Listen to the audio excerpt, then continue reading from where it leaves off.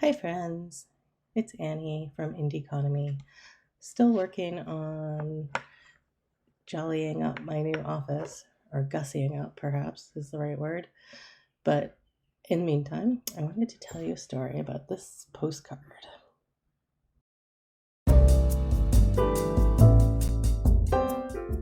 So here's this postcard. I'm looking at it and I think I wish I knew where that was. It'd sure make it better to sell. Because, as it is, all somebody has written on it East Street, which in real life, when it's not blown up all huge, is really tiny and light in the corner in pencil. And what town doesn't have an East Street? I have no idea where this is. It looks early. It looks like this is a wagon with a horse.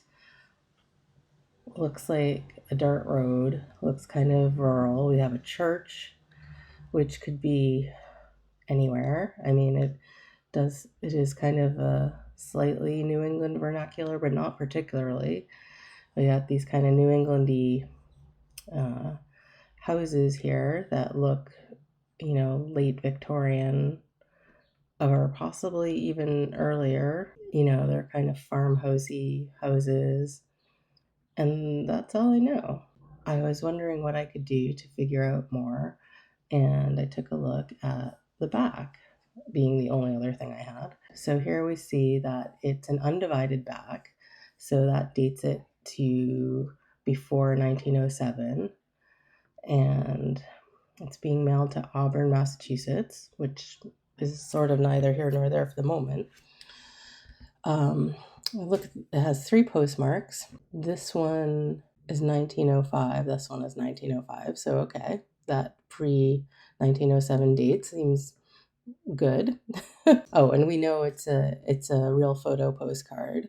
I should say that it's this weird shape that it is a thing that they did back then. It's called a mask, and I mean you could theoretically still do it today. Basically, when you're developing the photo, you put some black cardboard or whatever opaque paper substance over your light sensitive paper that has a hole cut out, and then when you use the enlarger to shoot the light through the negative down onto the paper, it only exposes it in the hole, as it were, creating an image in a funny shape. And usually you see these as ovals or circles, and sometimes these weird shapes. I don't know if this is supposed to be a butterfly or it's just an abstract, or it's something I can't even recognize, but it's just kind of a novelty photo development technique. So yeah, we know it's a real photo postcard because of that, because of how it looks, and because if you were to look at this with a loop, you'd see there's no dots in the image. It's continuous tone, and that means it was not printed. It was developed as a photograph on light sensitive paper. And also it has this kind of sepia quality, which is neither here nor there, but is, I'd say, more commonly found in real photos. So we know this is a real photo postcard or an RPPC. And one other indicator is this kind of back to it, which was printed in a somewhat generic fashion on the photo paper that was used to develop it. So this side would have been light sensitive when manufactured, and this side would have had this printed on it, and you develop your photo on the obverse to this. So anyway, we're looking at the back, and there's these 3 postmarks. So we know it's going to Auburn, Mass. So Auburn is logically the last postmark. Okay, where did it come from? Well, this one says Springfield, Mass. Transit, which makes me think that it went through Springfield. All 3 of these places are in the same general area of Massachusetts, so that's not a big deciding factor here. But this transit one says 10:30, and then the third one, which is actually the lightest, though we can't really tell which of these went down first. It does kind of look like this one is under this one. Maybe I'm just reading into it though. But we look at this one and the time is 8 a.m. This one is 10:30 a.m. August 29th, August 29th. So this one was first, North Dana. This one was second, and this one was third. So we have it going from North Dana, transiting through Springfield, and then ending up in Auburn. All right. Here's the thing though, North Dana is not a town anymore. And why that is, and this is the part where you had to actually know something or maybe look it up.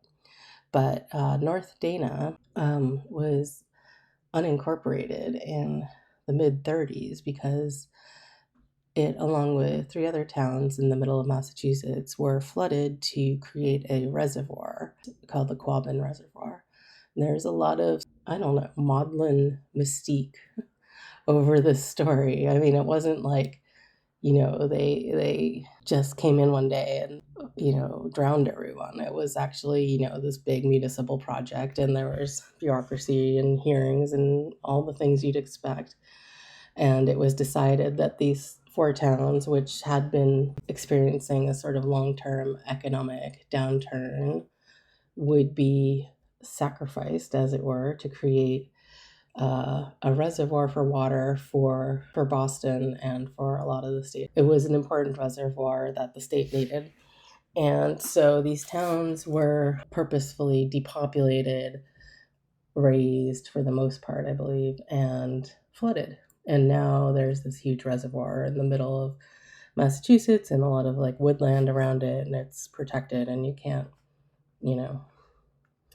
go dump your Tide Pods in it or anything.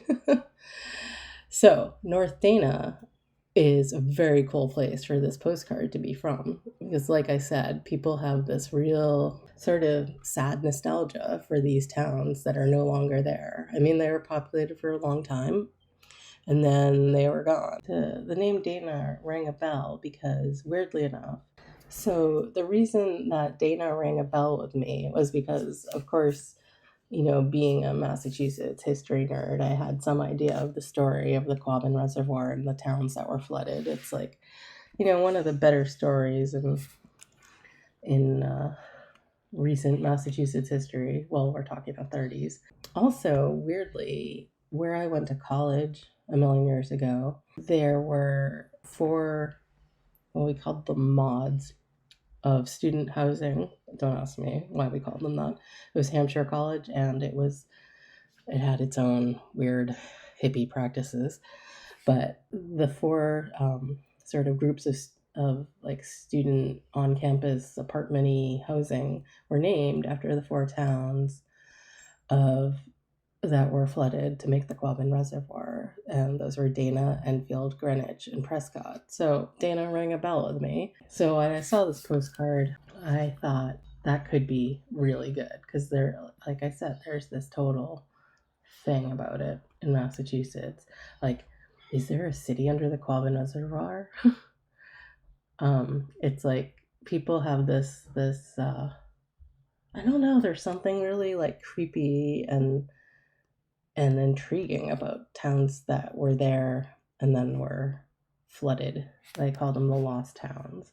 Anyway, point being, once I figured out that this postcard was from Dana or North Dana, I started doing image searches on the web to try to find anything that could positively identify the scene. So I started doing a lot of searches. I came up with a lot of churches in the 4 lost towns that were more of these New England white churches like this or this. And I was starting to feel like it wasn't going to be from that town, that it was somehow misleading. Or, it was a postcard of somewhere else that somebody mailed in North Dana, which would still be kind of good, but I kept looking. So I eventually came upon this image. And if you click on it, it doesn't actually link to what it's supposed to. So I have this little dinky image here. But the thing is, this looks like that church. It has the steeple on the side. It has this kind of stained glass window that's like sort of, I'd say like Palladian yet Gothic, and this little porch here. And so looking back at the picture, we have that configuration of church and steeple, the porch. You can see this window, the same kind of unusual shape with the three sort of triptych of panes and then the Gothic arch in the middle. And the porch with the little roof, all the proportions look the same. And this just says Greenwich, Mass, Kelly's Point, Quabbin Lake. And then if you click the link, it doesn't go through. So that was kind of disappointing. But I kept searching on it, and eventually I found this image, which I believe also doesn't go through, but this is a clearer picture, and it says Universalist Church, North Dana, Massachusetts. And this is definitely that same building. So we have that. You can see the 3 slatted windows in the bell tower, 3 slatted windows, and then 2 and 2 underneath. Well, we can't really see it, but there's the indication in these string courses that they could be there. And this has the same style of house next door. We see the porch and the window, and it's definitively labeled like in the negative. That's great. That confirms it for me, even though they have labeled this incorrectly. They said it's Fall River North Main Street, whatever. I don't know what's up with that, and I don't know why if you click it you get something different, but it doesn't matter. This image existed, was photographed and put on the web at some point, and has the identification burned into it. So we know what church it is. We know it's North Dana. And so back to my listing, that's how I listed it. And so North Dana, Mass, Universalist Church, East Street, RPPC 1905, Quabbin Town, houses, cart, whatever. And this was last night. I listed it for $58.50. I woke up this morning and it was sold for full price. And of course, you know, when that happens, you're like, oh, I should have listed it higher. But I'm happy with that. I also did put something in the description about how, you know, I couldn't turn up any other copies of this image and it could be one of a kind. So overnight, we went from unknown, pretty worthless postcard to a $60 sale. And it was fun to learn about it in the process. So research your postcards when you can and have fun. All right, thank you and take care.